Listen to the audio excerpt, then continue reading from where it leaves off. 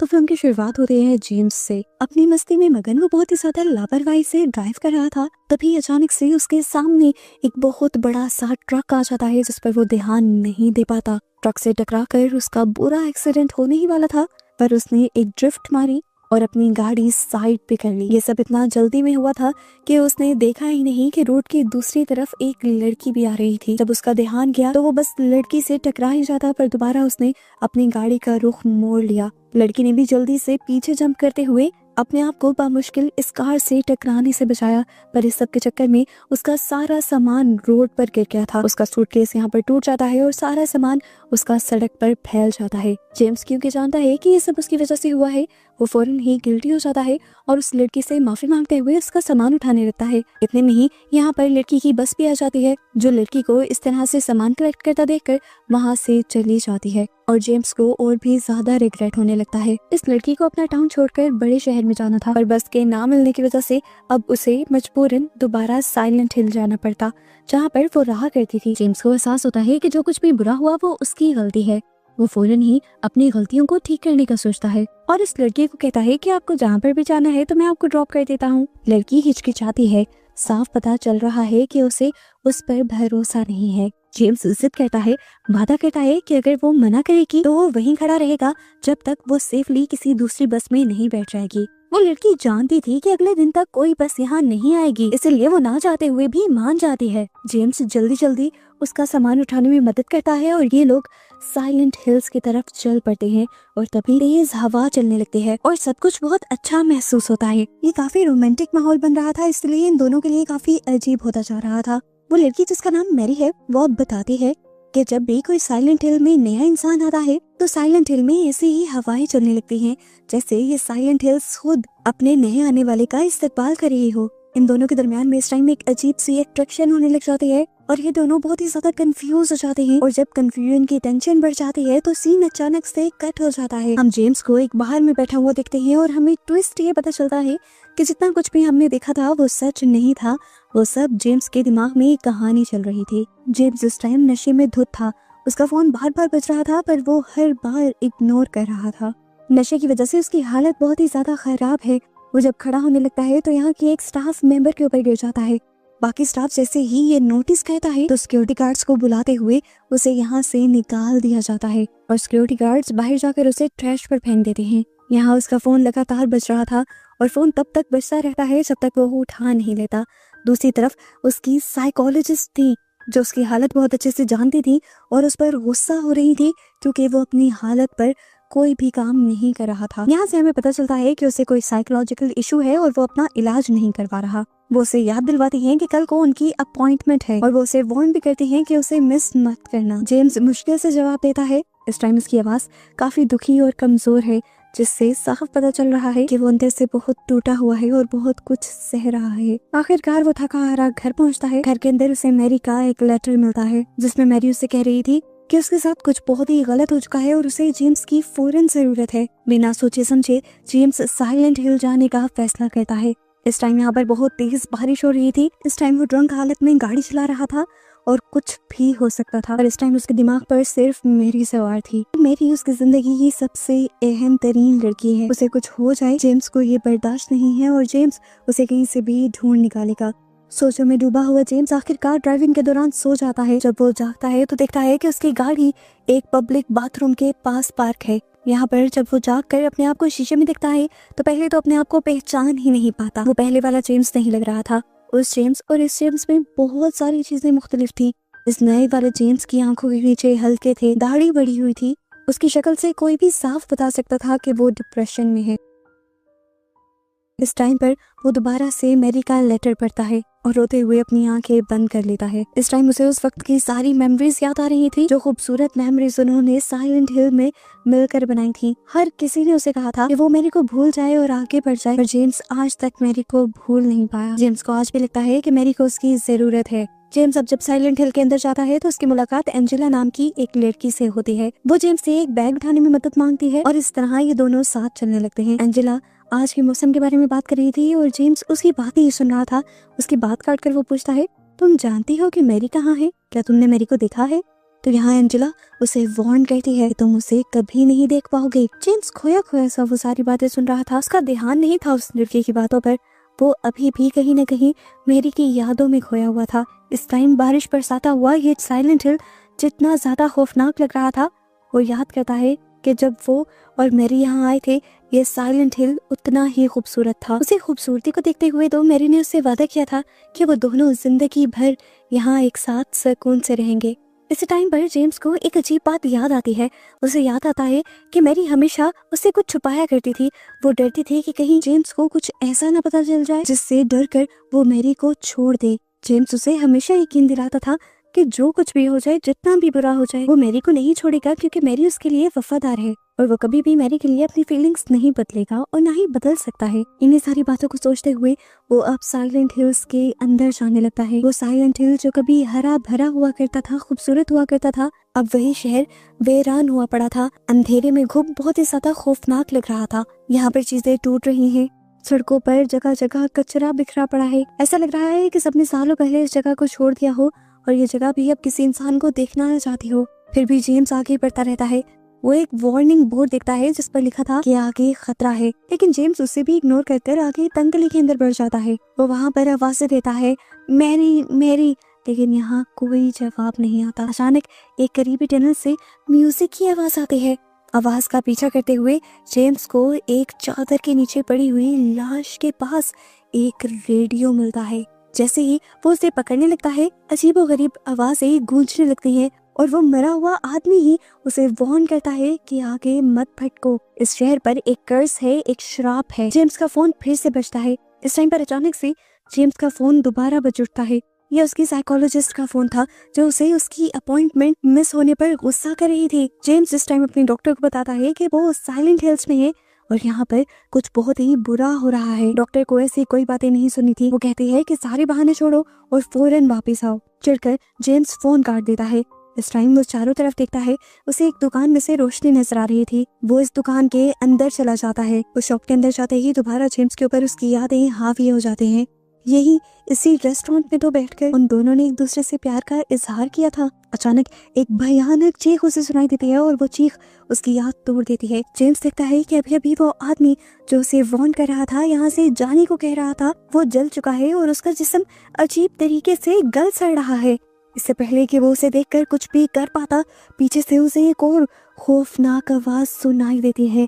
पीछे मुड़कर वो देखता है तो वहाँ एक खौफनाक क्रिएचर थी जिसका हाथ और मुंह पूरा स्किन से कवर थे और ये अजीब सा दिखने वाला मॉन्स्टर अचानक से ही उसके ऊपर हमला कर देता है। जेम्स उससे बचने की कोशिश करता है और इस तरह मॉन्स्टर और जेम्स के दरमियान में एक लड़ाई दिखाई जाती है। अब क्योंकि उस मॉन्स्टर के दोनों ही हाथ उसके जिस्म के खाल के अंदर बंधे हुए थे, या ये कह लें कि उसके दोनों हाथ थे ही नहीं, तो वो मॉन्स्टर अपने हाथों से तो हमला कर नहीं पा रहा था। वो अपने कमर से निकलने वाले अजीबोगरीब कीड़ों से हमला कर रहा था, जिससे जेम्स किसी तरह अपने आप को बचा भी लेता है और उल्टा उसी मॉन्स्टर पर हमला कर फाइनली उसे मार देता है। उसे मारने के बाद दोबारा उसी रेडियो में से अजीब आवाजें सुनाई देती हैं उसे, जिस रेडियो की आवाज उसे पहले यहाँ तक लेकर आई थी।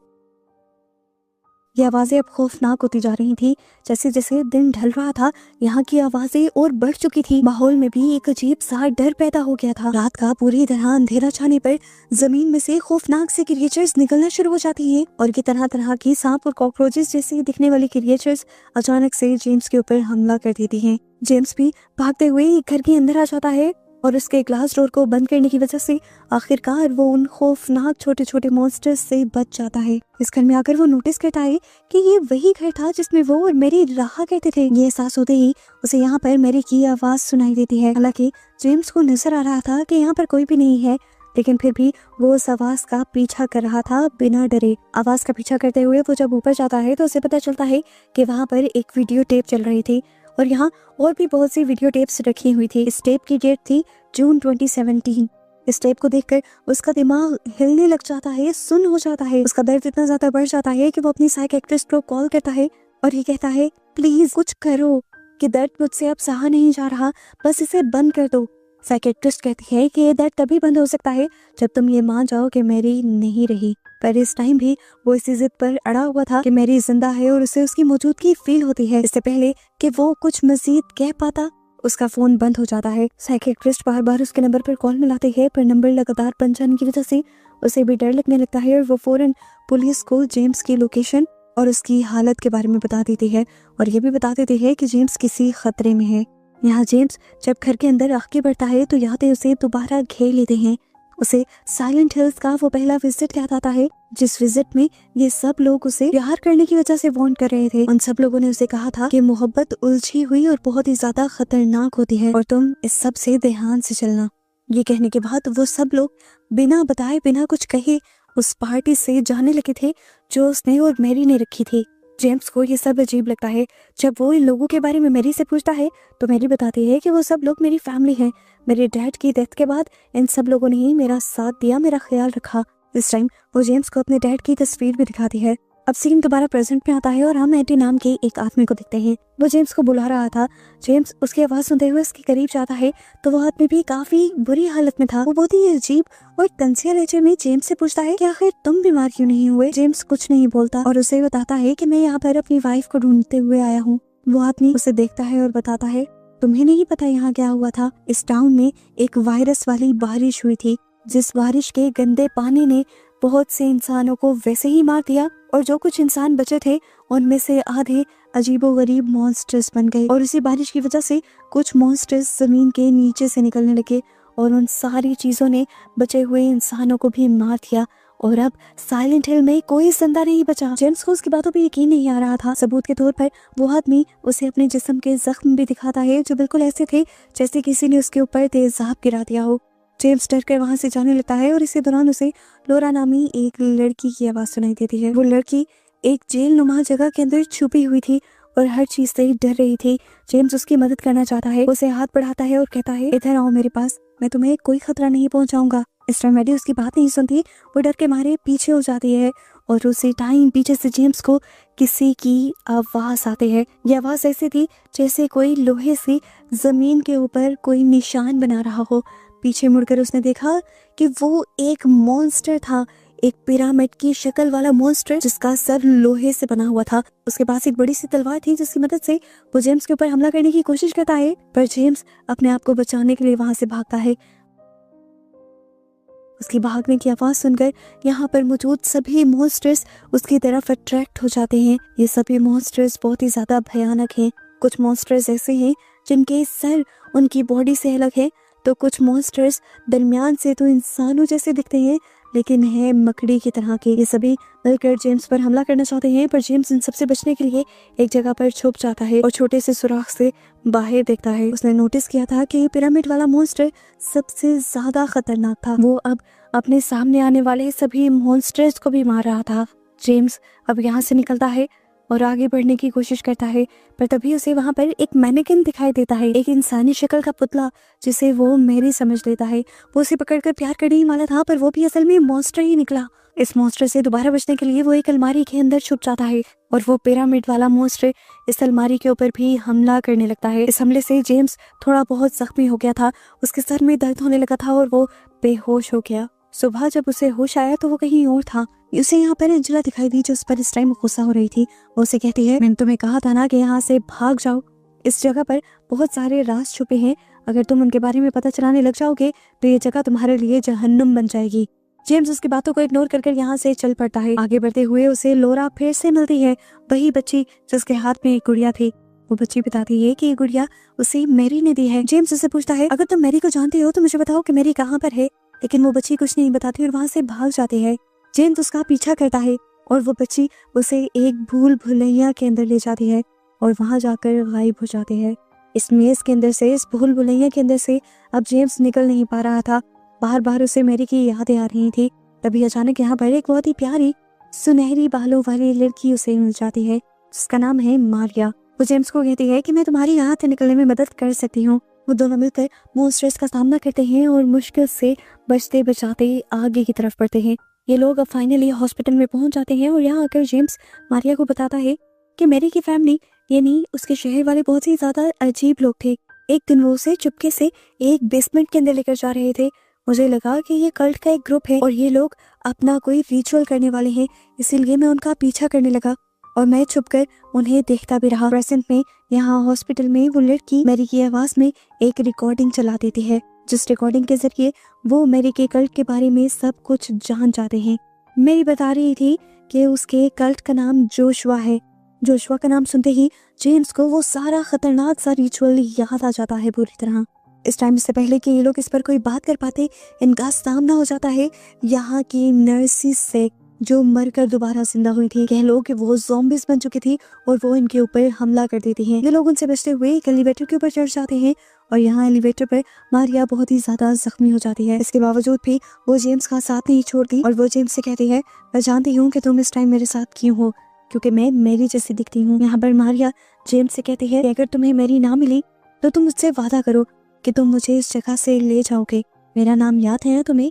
मेरा नाम मारिया है। यहाँ से जेम्स और वो अलग हो जाते हैं और जेम्स को दोबारा लोरा मिलती है, जो उसे रूम 318 में ले जाती है। वो जब कमरे के अंदर जाता है तो वहाँ पर एक भयानक दिखने वाला मॉन्स्टर उसके ऊपर हमला कर देता है और उससे खौफनाक अंदाज में पूछता है कि तुम यहाँ क्यों आए हो। ये मॉन्स्टर इतना खौफनाक था कि जेम्स की सांस भी नहीं आई और एकदम से वो होश में आ गया।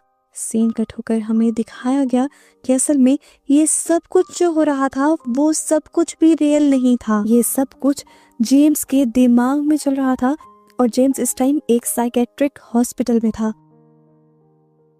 उसके होश में आते ही उसकी साइकेट्रिस्ट उसे बताती है कि तुम्हारा महीनों से इलाज चल रहा है। तुम्हारी वाइफ मैरी के मरने के बाद तुम गहरे सदमे में हो और तुम अपने आप को उससे बाहर नहीं निकाल पा रहे थे, इसीलिए हमें तुम्हें ये शॉक थेरेपी देनी पड़ी। इस टाइम जेम्स आंखें बंद करता है और उसके एक और विजन के जरिए हमें दिखाया जाता है कि जब मैरी मरी थी वो वहीं पर था, उसे सब याद है, उसने मैरी को मरते हुए देखा था। इन सारे खबर से जब वो आंख खोलता है तो साइकेट्रिस्ट उसे बताते हैं कि मैरी के मरने के बाद से तुम्हारे दिमाग पर इतना गहरा असर हुआ था कि तुम्हारे दिमाग ने हकीकत और ख्वाब का फर्क ही करना छोड़ दिया था और अब हमें तुम्हें उस स्टेट से, उस बुरी कंडीशन से बाहर लेकर आना है। वो दोबारा आंखें बंद करता है और उसे दोबारा मारिया दिखाई देती है, जो उससे पूछ रही थी क्या तुम्हें इस साइलेंट हिल में ही रहना है या फिर मेरे साथ इस धोखे से, इस इल्यूजन से बाहर निकलना है, असली जिंदगी में जाना है। जेम्स आखिरी बार आंखें बंद करता है और इस मर्तबा भी इस हकीकत को मानने से इनकार कर देता है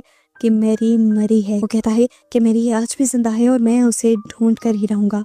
वो मारिया की मिन्नतें करता है कि प्लीज यहाँ पर रुको, मेरे साथ मैरी को ढूंढो, लेकिन वो अब रुकने वाली नहीं थी। वो यहाँ से जाने लगती है। उसको जाता हुआ देखकर जेम्स फिर भी होश में नहीं आता और कहता है कि ये मारिया ही मेरी सोचों का हिस्सा है, जबकि मैरी अभी भी जिंदा है। इस टाइम अब वो एक आग सी जगह में उतर गया था। यहाँ पर उसे लोरा के साथ साथ मैरी की शक्ल का एक मॉन्स्टर भी दिखाई देता है। वो बहुत ही ज्यादा खौफनाक दिख रहा था। जेम्स उससे डरता नहीं बल्कि उस मॉन्स्टर का मुंह पकड़ते हुए उससे माफी मांगने लगता है और कहता है मुझे माफ कर दो प्लीज। उसके माफी मांगते ही वो मॉन्स्टर जलकर राख हो जाता है, जिसके बाद जेम्स को यहाँ पर मैरी की लाश मिल जाती है और इसे देखकर एक और मर्तबा उसे ये हकीकत याद आ जाती है कि मैरी मर चुकी है। यहाँ पर अब हमें मैरी की मौत की मिस्ट्री भी पता चल जाती है। असल में मैरी के डैड जेम्स से शादी करने की वजह से मैरी को पसंद नहीं करते थे और वो मैरी को लो पॉइजन देने लगे, जिसकी वजह से मैरी बीमार रहने लगी, इतना कि वो मरने की हालत पे आ गई। और फिर उसने जेम्स से कहा कि प्लीज मेरे से ये तकलीफ नहीं सही जाती, तुम मुझे मार दो। जेम्स ने ना चाहते हुए भी उसे मार दिया क्योंकि उससे मैरी का दर्द नहीं देखा जा रहा था। अचानक से जेम्स दोबारा अपनी सोचों की दुनिया में चला जाता है और वो अपने ख्वाब में मैरी की लाश को उठाकर अपनी गाड़ी में डालता है और अपनी गाड़ी को एक नदी के अंदर फेंक देता है, जिसके बाद से सीन कट होकर हमें वही सीन दिखाया जाता है जिसे हमने मूवी के स्टार्ट में देखा था, जब जेम्स और मैरी टकराए थे। दिखाया जाता है कि तब वो दोनों साइलेंट हिल की तरफ वापस जाने के बजाय असल में कहीं और ही गए थे और इस तरह यहाँ पर असल में हुआ क्या था ये सब कुछ एक मिस्ट्री बन जाती है और इसी मिस्ट्री के साथ और बहुत सारे सवालों के साथ ये मूवी यहीं पर खत्म हो जाती है।